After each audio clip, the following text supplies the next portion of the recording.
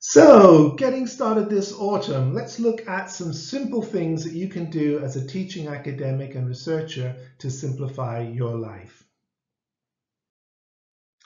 We've introduced the idea of drums, a research drum that has its own beats throughout the year, a teaching drum, and other drums. And most of the drums have their own supporting percussion section that sort of adds a bit of syncopation to your life. The research drum will be driven by the main research funding agencies that you're involved with, perhaps journals and conferences, perhaps funders that you don't normally deal with but that colleagues want to work with.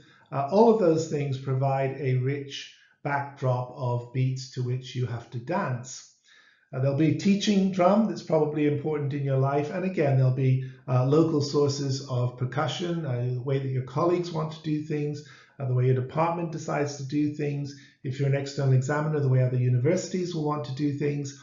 And then there will be other drums that are academic, some will be social, some will be professional, people demanding your time, your presence, and they all need to be fitted in. A big simplification will come to your life if you can really manage documents well. The amount of time I've spent looking for things that I haven't found or that I found after a couple of hours, if I could have that time back, I would be a lot younger now that I'm giving this talk. First of all, something I came to quite late, make paperless readable. I used to, towards the end of my time, I would have two screens, one portrait, one landscape, and it made a huge simplification, and I wish I'd discovered it years earlier. Scan stuff, save it, shred it. If you can, getting rid of the physical and moving online is a tremendous benefit if you can. Policies may change about how much you're allowed to have online in future, but while you can, try to save as much as you can online. Make yourself a filing system that allows you to track every single document you produce. I borrowed something from my first place I worked, and I discovered that they had something where there was a unique identifier for every document that was produced. There was very strong documentation control. When I adapted it, I made it a lot simpler. People who worked with me made it simpler still at times. Some of them loved it, some of them hated it, but I could create documents and retrieve them years later, and then finally save all your email if you could. I just archived all of my email, and it allowed me to track stuff. Email search tools are very, very powerful.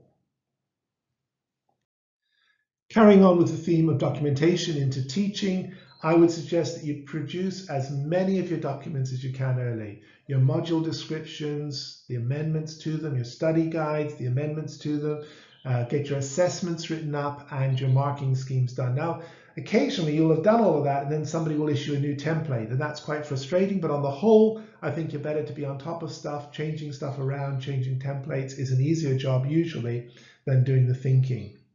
Whenever you do some analysis, whatever it is, write it up, give it a unique identifier in your system, and go on to save it. And that way you can pull these things out at quite short notice when you're writing other reports later on in the year and when you're under time pressure to do so. Finally, group people together and draw people in. Group activities together if you can. Students used to come to me and say, can I come and see you about this? And I'd say, well, can you get 4 or 5 of your mates who've got the same problem and let's discuss it together. And those kind of group discussions are much more helpful all around. If you can draw people into what you're doing, students included, you get a lot of great reward. Similarly, in your research, create templates wherever you can. If you're going to need a bio, if you're going to need a standard CV in 2 pages, if you need to have a statement on your department, if you need a statement on your university, try and make sure you keep those up to date and you have them logged with a unique identifier. Use checklists. Proposals are not that different one from another. Just set up checklists, make them, publish them, let everybody know what page they're on.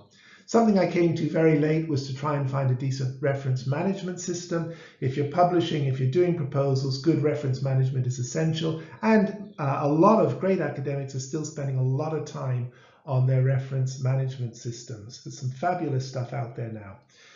Always work, if you can, with people who are better than you. And there will always be lots of people that are better than you, and your research will be published. My greatest discovery was to work with good writers. People who write well are worth their weight in gold. If they'll team with you, take their opportunity to do so. So I'm available. Here are my coordinates. Love to hear from you.